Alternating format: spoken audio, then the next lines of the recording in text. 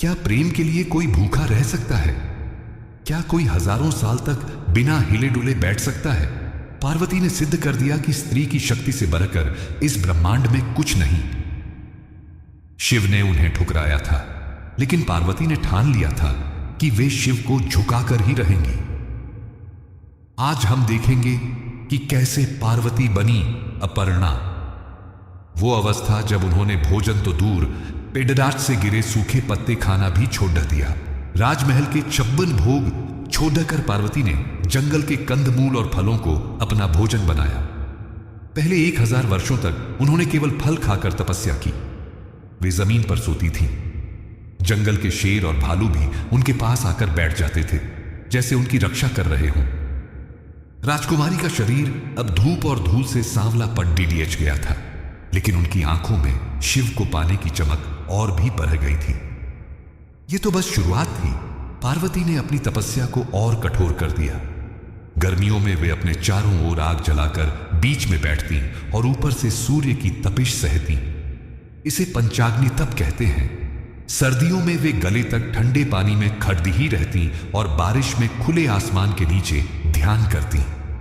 प्रकृति उन पर प्रहार करती रही, लेकिन उनका संकल्प हिमालय से भी ज्यादा अटल था। वे अपने शरीर को तपा रही थीं ताकि वो शिव के तेज को सहने योग्य बन सके। समय बीतता गया, हजारों साल गुजर गए। अब पार्वती ने फल खाना भी छोड़ डाल दिया। वे जीवित रहने के लिए केवल वो सूखे पत्ते खाती थीं जो पैदों से खुद टूटकर गिरते थे। उन्होंने पैद से पत्ता तोड़ना भी हिंसा समझा। इस तरह उन्होंने कई हजार वर्ष बिता दिए। उनका शरीर अब हड्डियों का ढांचा बनने लगा था, लेकिन उनकी आत्मा और मजबूत हो गई थी। तीनों लोकों में उनकी तपस्या की चर्चा होने लगी थी। फिर वो दिन आया जिसने देवताओं को भी चौंका दिया। पार्वती ने सोचा कि शिव अभी भी नहीं आए। इसका अर्थ है कि मेरा मोह अभी भी बाकी है। उन्होंने उन सूखे पत्तों को खाना भी छोड़ डाल दिया। उन्होंने भोजन और जल का पूर्ण त्याग कर दिया। पर्ण का अर्थ है पत्ता, और जिसने पर्ण भी त्याग दिया हो वो कहलाई अपर्णा। अब वे केवल हवा पीकर जीवित थीं। सृष्टि के इतिहास में ऐसी तपस्या किसी ने नहीं की थी। जब रानी मैना अपनी बेटी से मिलने जंगल आई तो पार्वती की हालत देखकर उनकी चीख निकल गई। एक कंकाल जैसा शरीर, उलझी हुई जटाएं और धंसी हुई आंखें। मैना का दिल फट गया। उन्होंने रोते हुए पुकारा, उमा। उ का अर्थ है हे और मां का अर्थ है नहीं, यानी बेटी अब बस कर और तप मत कर। तभी से पार्वती का एक नाम उमा पड्डी डीएच गया। लेकिन पार्वती ने आंखें नहीं खोली। मां के आंसू भी उनके संकल्प को गला नहीं सके। पार्वती की तपस्या की अग्नि अब इतनी तेज हो गई थी कि उससे तीनों लोक जलने लगे। स्वर्ग में देवताओं का सिंहासन डोलने लगा। समुद्र का पानी उबलने लगा। ऋषियों ने कहा कि यदि यह तपस्या जल्द नहीं रुकी तो सृष्टि भस्म हो जाएगी। यह ऊर्जा किसी साधारण मनुष्य की नहीं थी। यह आदिशक्ति का तेज था जो अपने शिव से मिलने के लिए व्याकुल था। अब महादेव का शांत रहना असंभव था। आखिरकार उस आंच ने बर्फ को पिघला ही दिया। कैलाश पर बैठे महादेव ने महसूस किया कि पार्वती ने तप की सारी सीमाएं पार कर ली हैं। उन्होंने कामदेव को जलाया था, लेकिन पार्वती ने तो अपनी इच्छाओं को जलाकर राख कर दिया था। शिव के मन में पार्वती के लिए सम्मान जाग उठा।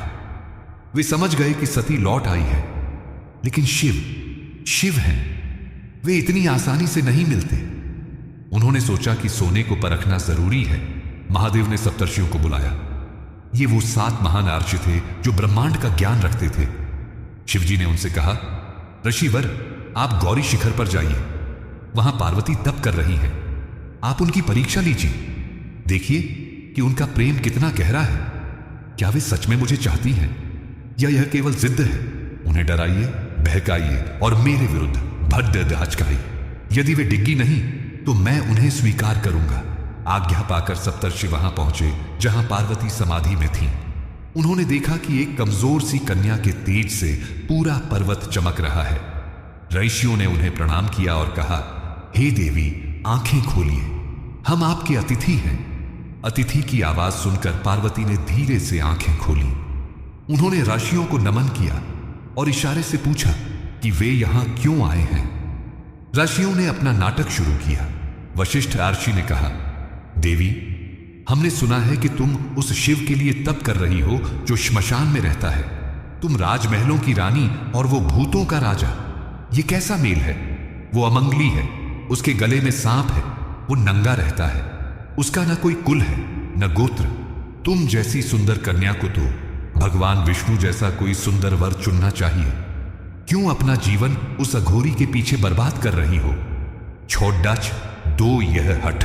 ऋषियों की कटु बातें सुनकर पार्वती का क्रोध भड़क उठा। उन्होंने अपने कान बंद कर लिए और कहा, रुक जाइए मुनिवर, आप ज्ञानी होकर भी अज्ञानी जैसी बातें कर रहे हैं। महादेव की निंदा सुनना भी पाप है। मैं अब एक क्षण भी यहां नहीं रुक सकती जहां मेरे प्रभु का अपमान हो रहा हो। आपने शिव के बाहरी रूप को देखा है, उनके अनंत स्वरूप को नहीं। जो खुद संसार को सौंदर्य देता है, उसे सुंदर वस्त्रों की क्या आवश्यकता? पार्वती ने गरजते हुए कहा, आप जिसे अमंगली कहते हैं वो मंगल का मूल है। वो श्मशान में इसलिए रहते हैं ताकि जीवों को मुक्ति दे सके। उनके गले का सांप कोई आभूषण नहीं, बल्कि भय पर विजय का प्रतीक है। शिव किसी कुल के नहीं है, क्योंकि सारा ब्रह्मांड उन्हीं से जन्मा है। मेरा प्रेम इन तर्कों से बहुत ऊपर है। यदि आप उनकी प्रशंसा नहीं कर सकते तो शांत रहिए। पार्वती का यह रौद्र रूप देखकर सप्तर्षि हैरान रह गए। वे समझ गए कि यह कोई साधारण प्रेम नहीं है। पार्वती ने कहा, मैंने महादेव को अपने हृदय से चुना है, बुद्धि से नहीं। यदि वो करोड़ों जन्मों तक भी मुझे नहीं मिले तो भी मैं तपस्या करती रहूंगी। विष्णु जी महान हैं, लेकिन मेरा मन तो उस औघरदानी पर ही अटक गया है। अब चाहे महादेव मिले या मृत्यु, तीसरा कोई विकल्प नहीं। जब पार्वती वहां से जाने लगी तो आर्षियों ने अपना असली रूप दिखाया। उन्होंने हंसते हुए कहा, हे जगदंबा, हम तो केवल आपकी परीक्षा ले रहे थे। हम देखना चाहते थे कि क्या लोगों के कहने पर आपका मन डगमगाता है, लेकिन आप सुमेरु पर्वत की तरह अटल हैं। धन्य है आपका प्रेम और धन्य है वो महादेव जिन्हें आप जैसी अर्धांगिनी मिलेगी। सप्तर्षियों ने पार्वती को प्रणाम किया और कहा, देवी, आपकी तपस्या सफल हुई। महादेव शीघ्र ही आपको स्वीकार करेंगे। अब आप यह कठोर हठ छोड़ दीजिए। ऋषियों की बात सुनकर पार्वती के चेहरे पर मुस्कान आ गई। उन्हें विश्वास हो गया कि उनकी पुकार कैलाश तक पहुंच गई है। ऋषि वहां से अंतर्ध्यान होकर सीधा कैलाश की ओर प्रस्थान कर गए। कैलाश पहुंचकर सप्तर्षियों ने महादेव को सारी बात बताई।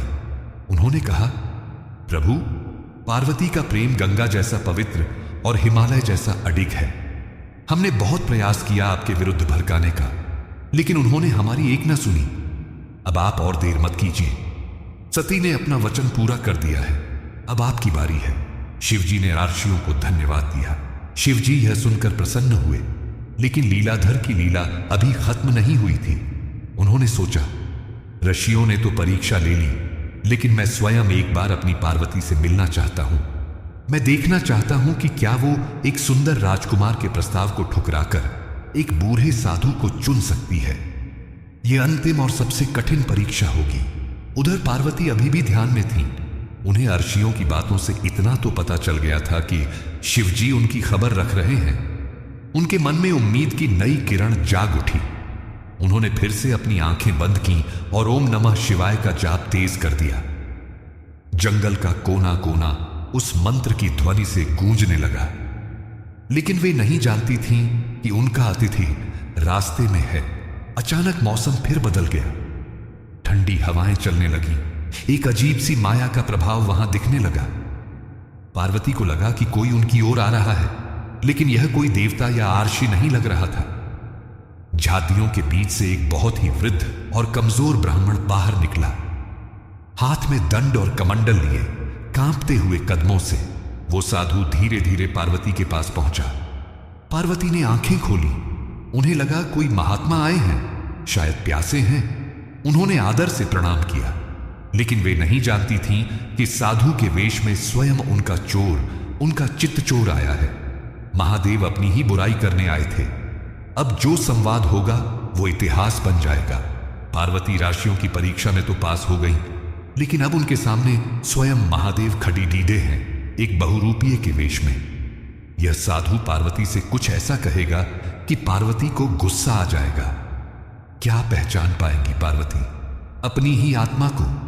यह संवाद बहुत ही दिलचस्प होने वाला है, देखना न भूलें। एपिसोड से ही परीक्षा की घड़ी ढी, जब साधु बनकर शिव ने खुद अपनी बुराई की।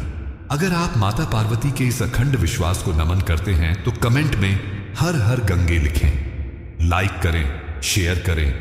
महादेव आप पर कृपा करें।